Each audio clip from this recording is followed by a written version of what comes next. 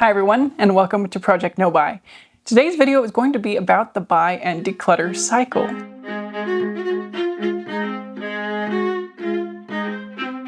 I would say that this video is a little bit about how to escape that cycle, but recently it came to my attention that I'm not fully out of it. And this was kind of covered in my September's recap video about how I basically ended up buying replacements for all the shoes that I had to let go of. And this decluttering wasn't just based on my taste changing or something within my control as far as being able to use the shoes that I had. I outgrew them and am no longer able to wear heels of a certain kind. And so I had no choice for health reasons to not wear those shoes. And I, feeling the lack of the options, went and repurchased some different options that kind of fit my health needs better. And it did feel like being back in that buy and declutter cycle, although it is different to do it this way than to do it in the ways that I'd done before, which kind of were more for experimental purposes or for the purposes of just consuming for the enjoyment of it. You know, shopping as a hobby, trend watching and experimenting as a hobby, you know, trying the next thing, reselling it, the revolving door of resale that I've talked about. And I, with Project No Buy, have really been trying to avoid the buy part of the buy and declutter cycle. I do also think that this content has infiltrated a lot of our lives, a lot of our feeds, a lot of our mentalities. Whether we believe in it or not, I do think we're exposed to it with such great quantity these days. A lot of influencers do declutter videos. They are very popular online.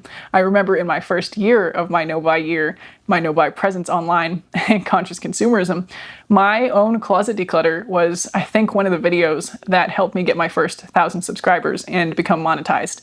And I kind of had a feeling that that might happen. And lo and behold, it did. You know, the closet declutter is something that enough people wanted to watch, I guess, that it was served to a wider audience and helped me, I guess, get off the ground in terms of monetization. And so even on smaller presences, smaller channels, decluttering is something that gets attention and is interesting to people, whether it's because we want to see kind of vicariously what people like or don't like, whether it's kind of because we want to know what to avoid or learn to hone our own consumption habits, or if it's just because it's another way to kind of enjoy the stuff parade in maybe the guise of consciousness, because it's not buying, it's parading it out of our lives instead of in. So often though, after the parade of stuff out of our lives is the trickle, or, you know, for influencers sometimes it can be the haul, you know, the parade of new things into our lives. I did do a video on decluttering disasters where I reacted to some TikToks about this if you want to see kind of the examples firsthand. I have kind of pivoted away from that for now in terms of showcasing content that exists outside of my own channel on this platform. You know, I'm taking a break from that, but you can see kind of that reaction. I do think one of the best things to perhaps move towards if you are on a conscious consuming journey or trying not to buy things you don't need is also limiting the declutter exposure. And really, again, that piece about not buying after decluttering is perhaps the most important one. And if you can find somebody that models this, you know, if it's maybe a makeup influencer, decluttering is not the best one to watch because you know they're going to be replenishing their makeup. But somebody who's project panning might be somebody that's more productive for you to watch because they'll be panning things, they'll be decluttering things, and they'll be trying not to replenish them, right? So again, pick your poisons, choose your sources of influence carefully. And again, I have not been a great example of this in my recent saga with the shoes in terms of here's the parade of stuff going out and then here's the parade of stuff going in. And it was a parade in the month of September in terms of replacing 5 pairs of shoes. And that's a lot. Or was it 6? You know, I can't even keep count of them because it's been so many shoes. Maybe that's including the first pair that I had in August. But anyway, the buy and declutter cycle is still alive and well at my own house. And again, I am personally focusing heavily on avoiding that piece of buying. And also my decluttering has become slower as well. In terms of letting go of things slower, in terms of thinking about it for longer, in terms of when I'm in doubt, hanging on to something rather than letting it go. And not even just deciding after one season, but keeping things in storage for the next season. All the things I decluttered after summer, I think I will hang on to for next summer and just verify that these things no longer fit my lifestyle. It has happened, you know, like with the shoes, that with lifestyle changes, my needs also change. And if I have something that fits the need that my life might change towards, then it doesn't make sense to briskly declutter these things. And it also doesn't make sense to set myself up for having to repurchase things, I guess, by decluttering them. So I basically just said the same thing twice, but having to purchase things that I already had things that fit the need of. So while I've not necessarily been doing a whole lot better with the clothing declutters, although I guess arguably in terms of clothing proper, the fabric you put on your body, I have been doing better than with the shoes as of late. I have been doing a lot better in the category of makeup and beauty in terms of not actually bringing in many things this year and being able to let go of things without feeling the need to bring in a replacement. And the numbers going down is something that feels very comfortable for me in this regard. I talked about having 6 red lipsticks in my makeup declutter. I'm currently in the process of testing them all out and kind of choosing which ones to keep. I'm in the middle of that process, so I've only gone through 2 of them, 2 out of 6, and I will continue to go through them, and I'll probably report back on this in November. Out of the 2 I've tried, I'm going to keep one and let go of the other, and so the number will go down to at least 5, probably lower. I do think I might keep around half, so 3 out of 6, and I think that would be an acceptable number of red lipsticks for me to have for my purposes, for the performances that I do.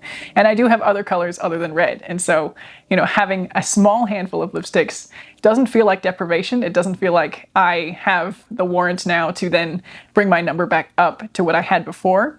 I don't even have the container concept necessarily. I keep my makeup in a drawer by my bathroom sink, and so I'm not interested in filling up the drawer.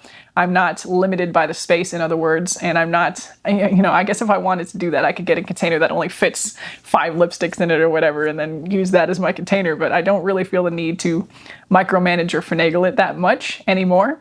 And I guess to me that represents progress.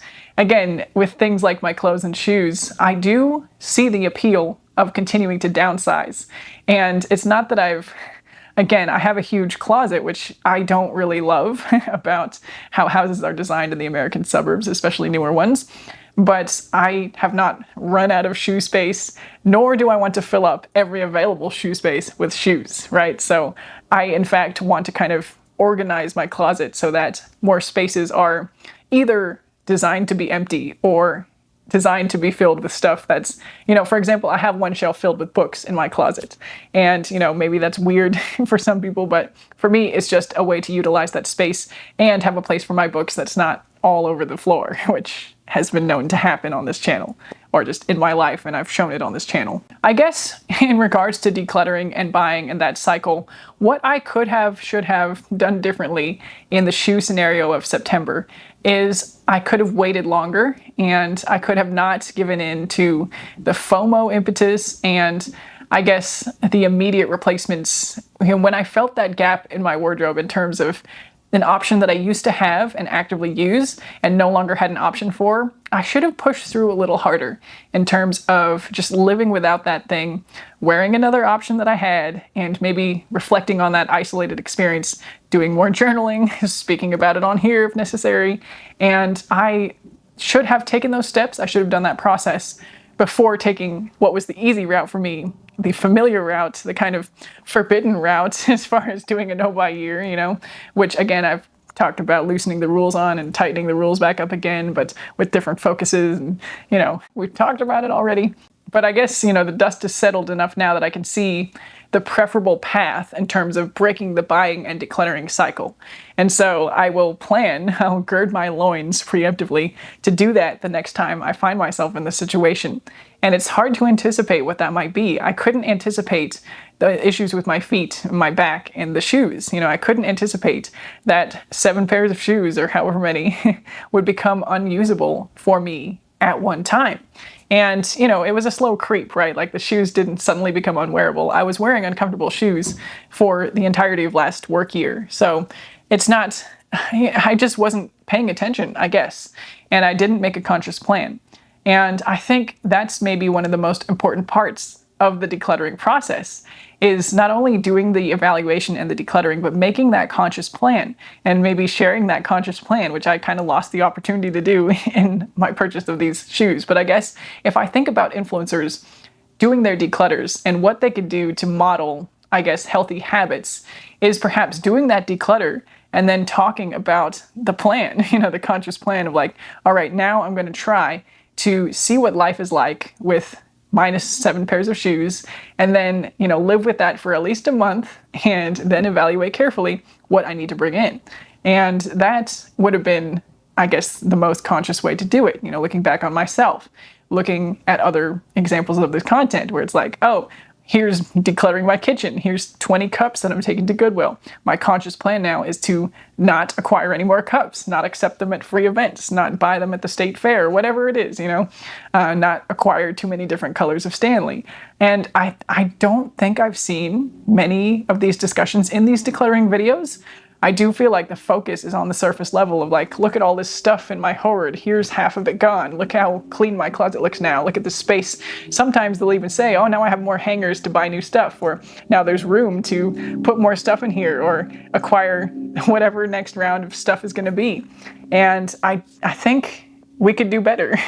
Even the consumerism focused channels and influencers, I do think, could have this piece of talking about the plan for the acquisition of the new things, or how we're going to approach it in a way that's more mindful, more conscious, can avoid the future declutters.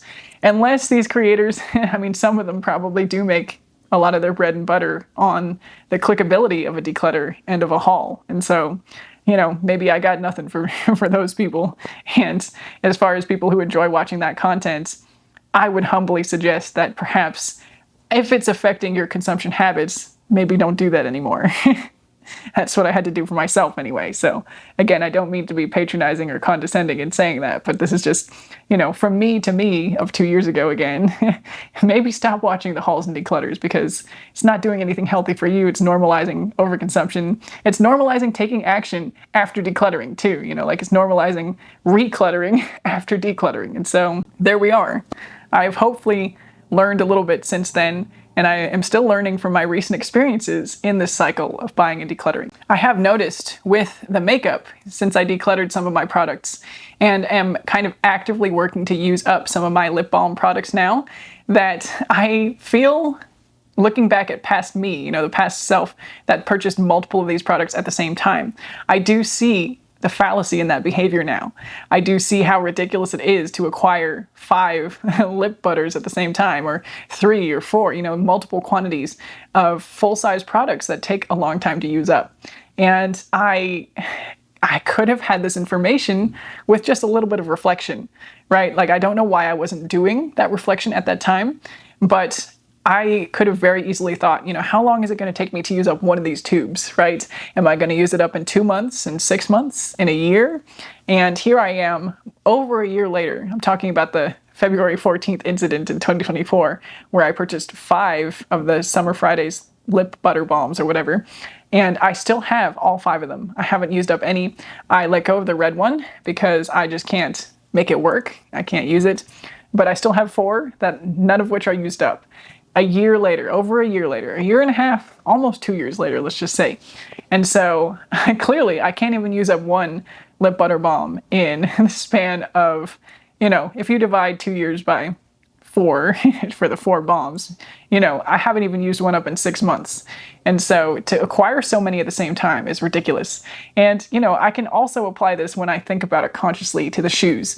How long is it going to take me to use up one of those shoe options? I've had some of my shoes for 10 years. And so if these shoes aren't going to wear out in that span of time, I'm going to have these same, however many pairs of shoes I now have. I think in my wardrobe app, there's 20 pairs. I'll show you that in another video, I think. But I'm going to have these 20 pairs of shoes for the next 10 years.